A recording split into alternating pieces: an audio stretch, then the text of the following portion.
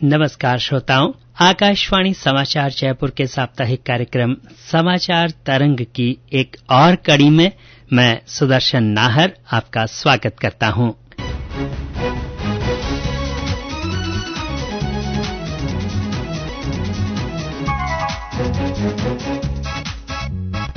मित्रों, देश में 3 नए कानून लागू हुए एक हफ्ता हो चुका है और इस दौरान नए तरीके से जो कानून लागू किए गए हैं उनके बारे में जनता को जागरूक करने के लिए भी विशेष प्रयास किए जा रहे हैं। आकाशवाणी समाचार जयपुर भी इसमें अपनी पूरी सहभागिता निभा रहा है और आज आपके लिए लेकर आए हैं इन 3 नए कानूनों के बारे में विशेष जानकारी। इसके लिए हमने स्टूडियो में आमंत्रित किया है विधि विशेषज्ञ डॉक्टर अभिनव शर्मा को। डॉक्टर अभिनव शर्मा अब तक इन 3 नए कानूनों के बारे में न्यायाधीशों को, पुलिस अधिकारियों को और पुलिस कर्मचारियों को प्रशिक्षण दे चुके हैं। तो डॉक्टर शर्मा, आपका स्वागत है कार्यक्रम में। बहुत बहुत शुक्रिया और आभार आपका। मेरे साथ स्टूडियो में मौजूद है मेरे सहयोगी रितिका गुप्ता। रितिका, आपका भी स्वागत है कार्यक्रम में। नमस्कार जी। वकील साहब, सबसे पहले हम ये जानना चाहेंगे कि ये जो 3 नए कानून आए हैं ये आम जन की जिंदगी को किस तरीके से और बेहतर बनाएंगे? देखिए, एक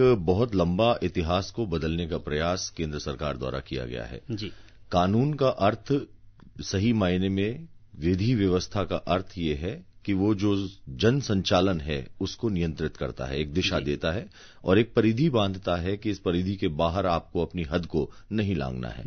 जब इस प्रकार की हदों को लांघा जाता है तो वो अपराध की श्रेणी में भी आती है। कभी कभार जब वो व्यक्ति के विरुद्ध होता है, राज्य के विरुद्ध होता है, राष्ट्र के विरुद्ध होता है या किसी और प्रकार से होता है, तो इस प्रकार के अपराधों को सूचीबद्ध किया गया अंग्रेजों के द्वारा। उसको नाम दिया गया इंडियन पीनल कोड, भारतीय दंड संहिता। जी। तो और भारतीय दंड संहिता जब बनी तो उसके साथ साथ एक दंड को, विधान को किस तरीके से अमली जामा न्यायालय द्वारा पहनाया जाएगा उसके लिए एक कानून बनाया गया, दंड प्रक्रिया संहिता। और एक तीसरा कानून बनाया गया कि जब कोर्ट में पैरवी चलेगी तो उसमें किस प्रकार लोगों को सही या गलत ठहराया जाएगा, तो उसके लिए साक्ष्य आएगी, तो एक भारतीय साक्ष्य अधिनियम बनाया गया। ये 3 कानून अंग्रेजी व्यवस्था के बने हुए कानून थे जिसमें सारा ध्यान उस तत्कालीन समय में कानून बनाते हुए दंड देने पे था, क्योंकि भारत एक प्रोविंशियल स्टेट था और यहां पर एक कॉलोनाइजेशन था। अंग्रेज यहां की हुकूमत जो थी वो ब्रिटानिया हुकूमत यहां के लोगों को अपराध के लिए दंड देकर के सुधारने की व्यवस्था में विश्वास रखती थी। तो एक फिलॉसफी है, एक दर्शन शास्त्र है, जैसे हम पढ़ाई करते हैं वैसा ही एक दर्शन शास्त्र विधि का भी होता है, उसे हम ज्यूरिस्प्रूडेंस कहते हैं अंग्रेजी में। तो विधि का जो दर्शन शास्त्र है वो ये कहता है कि आप किसी व्यक्ति को कैसे सुधार ला सकते हैं। तो दंड उसमें से एक प्रक्रिया होती है जिसमें आप दंड देकर के भय उत्पन्न करते हैं कि ऐसा करोगे तो देखो ऐसा होगा, और ऐसा कैसे होगा वो पूरी प्रक्रिया और विधान कानून में लिखे गए थे। तो ये तो था प्राग इतिहास इसका। आज भारत सरकार ने इसके स्वरूप को ही बदल डाला है। जो देश में हुआ है वो अप्रासंगिक है और ऐसा बहुत रेयर होता है किसी भी एक जुडिशियल सिस्टम में कि उसकी भावना को बदल दिया जाए। यहां पर न्यायाधीश अब तक अपराध के कटघरे में आए व्यक्ति को अपराधी के तौर पे देख करके उसको दंड देने का काम करते थे। अब क्या बदल गया? अब ये बदल गया कि दंड देना ही उद्देश्य नहीं है, न्याय करना उद्देश्य है। नाम बदल दिया गया भारतीय नागरिक सुरक्षा संहिता, यानी BNSS, जो अब CRPC की जगह लेगी, दंड प्रक्रिया संहिता की। तो भारतीय नागरिकों की सुरक्षा की संहिता बना दिया, जो कोर्ट में किसी को दंड देने की संहिता थी। और भारतीय नागरिक संहिता BNS जो बनाया गया है उसमें भी न्याय व्यवस्था को जोड़ दिया गया, भारतीय न्याय संहिता। तो वो न्याय देने की संहिता बना दी, दंड देने की संहिता की बजाय। तो अब जो ऑब्जेक्टिव है न्यायपालिका का और जो काम करने का तरीका है प्रोसिक्यूशन का, वो बदल गया है। पूरा परिप्रेक्ष्य बदल गया। अब तक अपराधी को पकड़ के दंड दिलाने के लिए न्यायालय में लाया जाता था और अब कानून ये हो गया कि आप अपराधी को पकड़ के लेके आए, दंड तो दिलाना ही दिलाना है, लेकिन ऐसे समय और ऐसी त्वरित गति से दिलाना है कि जो पीड़ित पक्षकार है उसको न्याय की प्राप्ति हो सके। अब तक देश में न्याय नहीं मिल रहा था, ऐसा मंतव्य भारत सरकार का है। वो उस परिलक्षण, जो उसका प्रतिफल जो आप देख रहे हैं सामने, एक उसका स्वरूप जो सामने दिखाई दे रहा है, वो इस प्रकार दिखाई दे रहा है। जी अभिनव जी, हम जो अगला सवाल आपसे पूछने चाह रहे हैं कि जो नए कानून हैं वो पीड़ित केंद्रित है खास तौर पे, तो कुछ ऐसे उदाहरण देखिए हमें एक बताइए ना, ताकि देखिए श्रोताओं को ये भी आपका आसानी से बहुत समझ अच्छा में आ सवाल सके। है और जनता ये जानना चाहती है कि हुआ क्या। एक वो पुराना गीत है कि नए पैकेट में बेचे तुमको चीज पुरानी फिर भी दिल है हिंदुस्तानी। जी तो कई लोग आरोप लगा रहे हैं कि कहीं केंद्र सरकार ने केवल नंबर ऊपर नीचे करके आंकड़े तो नहीं बढ़ा लिए और अपना नाम प्रसिद्धि तो नहीं कर ली है। वास्तविकता ऐसी नहीं है। देखिए जब हम इस कानून को गहनता से देखेंगे, हाँ ये बात सही है कि अभी जो कानून है ये वही कानून है जो पुराने कानून है। न तो मृत्यु दंड की सजा हटी, न मृत्यु हटा, न रेप यानी अब शोषण था उसके संबंध में, दैहिक शोषण के संबंध में होने वाली जो सजा थी वो हटी और न ही उसकी परिभाषा हटी है। कानून वहीं का वहीं जस का तस है। क्या बदला है जो आपका सवाल है, सवाल उससे ये उठता है बदला क्या, इससे आम नागरिक को क्या मिलने वाला है, त्वरित न्याय कैसे मिलने वाला है। अब देखिए दो चीजें इसमें बदली। सबसे बड़ी चीज जो बदली जा रही है वो पुलिस की काम करने की व्यवस्था है। पहली व्यवस्था ये थी कि पुलिस केवल दंड देने के लिए पकड़ रही थी, मुलजिम को पकड़ा और बंद कर दिया। धारा 27 के अंदर जो पुराना एविडेंस एक्ट है उसकी धारा 27 में आप इत्तला लेते थे जेल में बंद आदमी से और कहते थे मैंने वहां सामान दबा के रख रखा है, चल के बता सकता हूं, तो अरेस्ट और कस्टडी में आदमी से रिकवरी दिखा देते थे। नहीं भी होता था तो फर्जी रिकवरियां होती थी। अब क्या कर दिया गया है, अब ये कर दिया गया कि पुलिस जिस वक्त जामा तलाशी कर रही है, यानी किसी व्यक्ति के शरीर की तलाशी ले रही है, घर की तलाशी ले रही है, रेड कर रही है, उस वक्त की सारी चीजों को एविडेंस में रिकॉर्ड किया जाएगा, साक्ष्य के रूप में रिकॉर्ड किया जाएगा। वो साक्ष्य ग्राह्य होगी न्यायालय के समक्ष।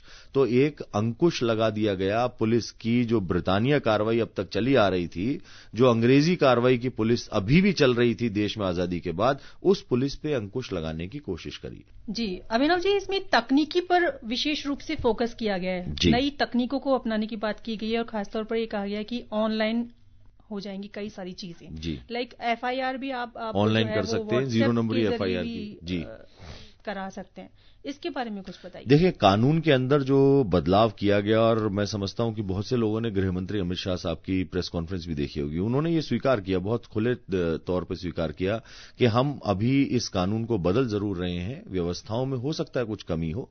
3 साल का समय उन्होंने मांगा देश से कि मुझे 3 साल का समय दें, हम व्यवस्थाएं सुधार रहे हैं। अभी मद्रास हाईकोर्ट ने भी कहा कि व्यवस्थाओं के अंदर कुछ चीजों में सुधार की आवश्यकता है। फॉरेंसिक साइंस और लेबोरेटरीज का प्रावधान किया गया है। हर चीज की फॉरेंसिक एविडेंस होगी, फॉरेंसिक टीम्स आएंगी साइट के ऊपर, उसका फॉरेंसिक सैंपल लेंगी, उसकी यूनिट्स बनाई जाएंगी, वो रिपोर्ट देगी और साइंटिफिकली प्रकरणों को निर्धारित करेंगे न्यायालय। ऐसा प्रावधान और मंशा के साथ न्यायालय के इस कानून को बदला गया है। अब सवाल यह है कि इस तकनीक से, और जैसे आपने बात कही FIR की, अपराध मान लीजिए मेरे साथ लखनऊ में घटा, मैं इन ट्रांजिट था या मेरी फ्लाइट थी, मान लीजिए, फर्ज कीजिए मेरे साथ में, मैं वहां कोई स्कफल में हो गया, किसी के साथ, मेरी यात्री के साथ झगड़ा हो गया और मैं आकर के उतरा रायपुर के अंदर।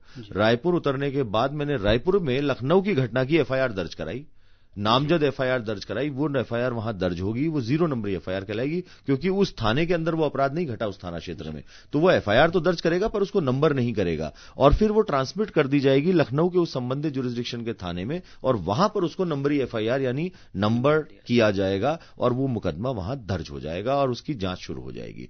जांच की पूरी प्रक्रिया निर्धारित कर दी गई है। तो इस प्रकार एक जो अब तक वैक्यूम था, मैं समझता हूं राष्ट्र के लिए ये एक अच्छी प्रगतिशील सोच का द्योतक है। अभिनव जी, महिलाओं और बच्चों से जुड़े अपराधों की यदि हम बात करें तो इनमें क्या कुछ नए प्रावधान नए कानूनों के तहत किए गए हैं? देखिए आम जनता के लिए कानून वही है। प्रावधान ऐसे हैं कि आम जनता के साथ, ये समझे विशेषकर बच्चे और महिलाओं को स्पेशली ध्यान रखा गया है कि उनके साथ होने वाले किसी भी शोषण या किसी भी अपराध का बिल्कुल टाइम बाउंड, फेज और त्वरित स्पीडी डिस्पोजल होना चाहिए। ये इंश्योर इसमें किया गया है जी। ये इस कानून की सबसे बड़ी उपलब्धि मैं अभी मानता हूं। फील्ड में ये कैसे इंप्लीमेंट होगी वो एक अलग विषय है, वो एक अलग चर्चा का विषय है, लेकिन प्रयास किए गए हैं और जब प्रयास होते हैं, कानून आता है तो लोग फिर उसको इंप्लीमेंट भी कराते हैं। आप जब किसी को एक बार कह दें कि आपका अधिकार है तो जनता जब समझ बैठती है कि उसका अधिकार है तो अपने आप इंप्लीमेंट कराने उतर आती है उसको। जी अभिनव जी, जैसा आपने बताया कि इलेक्ट्रॉनिक तरीके से साक्ष्य हैं जी, उनको भी इसमें महत्ता दी गई है, तो उसके बारे में कुछ जानकारी चाहेंगे? देखिए इलेक्ट्रॉनिक साक्ष्य में जैसा मैंने अभी आपको बताया, आपने बहुत टीवी के ऊपर यूट्यूब वगैरह आजकल लोग बहुत देखते हैं, शॉर्ट वीडियोस भी देखते हैं, तो बहुत से ऐसे वीडियोस देखे होंगे जब पुलिस की चेज दिखाई जाती है, लॉस एंजलिस पुलिस की, अमेरिका की, या किसी ड्राइवर को अरेस्ट कर रहे हैं ड्रंक एंड ड्राइव के केस में, तो वो हथकड़ी नहीं लगवा रहा है, उसको समझाया जा रहा है कि आपके अधिकार है, देखिए बाहर आ जाइए, स्टेप आउट हो जाइए, हाथ पीछे रख लीजिए। ये बॉडी कैम्स में रिकॉर्ड होता है, जो एक छोटे कैमरे होते हैं, वो हर वक्त चलते रहते हैं और वो शरीर पर लगाए जाते हैं पुलिस के, और वो रिकॉर्डिंग करते हैं। उस रिकॉर्डिंग की फीड कंप्यूटर के माध्यम से एक सेंट्रल सर्वर में जमा होती रहती है और वहां से उसको कोई भी व्यक्ति एक्सेस कर सकता है और वो न्यायालय के समक्ष आ सकती है। यहां क्या होता था कि अब मान लीजिए आज मेरे पास पुलिस आई और मैंने पुलिस को ये कहा कि ये मेरे अधिकार हैं कि आप मेरे को क्यों गिरफ्तार कर रहे हैं वो बताएं। आप मेरे को धारा, जैसे पुराने जमाने में 41A का इस पुराना प्रावधान था कि 7 साल तक की सजा के प्रकरण में आपको गिरफ्तार नहीं किया जा सकता। आज भी वो प्रकरण में वही प्रावधान है, लेकिन वो उसको दूसरी धाराओं के अंदर एडजस्ट कर दिया गया। तो मैं पुलिस को ये कह रहा हूं कि मुझे नोटिस दीजिए, नहीं दीजिए, अब पुलिस आती है, मुझे जबरदस्ती पकड़ती है, उठा के ले जाती है। वो जबरदस्ती बंद हो गई, इसकी एक साक्ष्य रिकॉर्ड हो गई। वो जब मेरे घर में आ रहे हैं, मुझसे बात कर रहे हैं, मुझे कह रहे हैं और मैं उनको कह रहा हूं, तो या तो मैं कानून की अपवंचना कर रहा हूं, उसकी बात मान रहा हूं या नहीं मान रहा हूं, या वो कानून की अपवंचना कर रहे हैं। ये सब साक्ष्यशुदा हो गया है, सब कुछ रिकॉर्डेड हो गया है और इस रिकॉर्ड को न्यायालय में जमा करना पड़ेगा। उसके बाद न्यायालय के अंदर मैं अपना पक्ष और प्रोसिक्यूशन यानी पुलिस अपना पक्ष रख पाएगी। तो आप समझिए कि न्यायालय के समक्ष एक फर्स्ट हैंड पिक्चर जाएगी कि कैसे ये घटनाचक्र घूमा, आप घटनास्थल पर कैसे गए, वहां मर्डर वेपन कहां रखा था, चीजें क्या थी, वो देख के विजुअलाइज करके न्यायालय के समक्ष एक पूरी पिक्चर। अभी हम कागजों से पिक्चर क्रिएट करते थे, वकील अपनी कहानियों से या दलीलों से न्यायालय को भ्रमित या दिग्भ्रमित करने की कोशिश करते थे, या प्रोसिक्यूशन उनको सही रास्ते पर न्यायालय को लाने की कोशिश करती थी। अब उस चीजों के अंदर एक इजाफा हो गया है, न्यायालय को एक विजुअली एनरिच्ड स्टोरी मिलेगी, एक पूरे प्रोसिक्यूशन का पक्ष जानने को मिलेगा, घटना और पीड़ित की स्थिति जानने को मिलेगी, और इससे न्यायालय का न्याय डिस्पेंसेशन यानी जस्टिस डिस्पेंसेशन और डिलीवरी सिस्टम बेहतर होगा। अभिनव जी, आपने बहुत सारी जानकारी हमें नए कानूनों के बारे में दी कि नए कानूनों से किस तरह से न्याय सुलभ होगा और त्वरित गति से जनता को मिलेगा। अब हम आपसे श्रोताओं के लिए एक संदेश सुनना चाहेंगे। देखिए, national crime record bureau Bharat का जो है, उसने एक मोबाइल एप्लीकेशन बनाई है NCRB संकलन के नाम से। कोई भी आम व्यक्ति जिसको इस कानून के बारे में जानकारी प्राप्त करनी है, वो गूगल एप्लीकेशंस पे या एप्पल स्टोर पे जाकर के NCRB के एप्लीकेशन को डाउनलोड कर सकता है, जिसमें भारतीय न्याय संहिता, इंडियन पीनल कोड और BNSS सहित CRPC और इंडियन एविडेंस एक्ट सहित जो पुराना कानून है, उसका एक तुलनात्मक अध्ययन दिया गया है। पुरानी धाराओं में अगर आपका प्रकरण चल रहा है तो वो अब नई धाराओं में कहां परिवर्तित हो गया है, वो आप केवल एक सर्च के बटन पे दबा करके जानकारी प्राप्त कर सकते हैं। उसमें क्या नए जुड़ाव और बदलाव हुए हैं वो भी आप आसानी से प्राप्त कर सकते हैं। एक डिजिटल क्रांति का माध्यम है और उस डिजिटल क्रांति में सहयोग करने के लिए केंद्र सरकार के इस विंग ने, नेशनल क्राइम रिकॉर्ड ब्यूरो ने, ये एप्लीकेशन बनाया है जो आम जनता के लिए बहुत सुलभ और इस कानून को सरलता से उन तक पहुंचाने वाला है। मैं समझता हूं आम जनता अगर ये एप्लीकेशन डाउनलोड करके उसका इस्तेमाल करेगी तो NCRB के इस एप्लीकेशन के माध्यम से इन कानूनों की बेहतर जानकारी लोगों को प्राप्त हो सकेगी।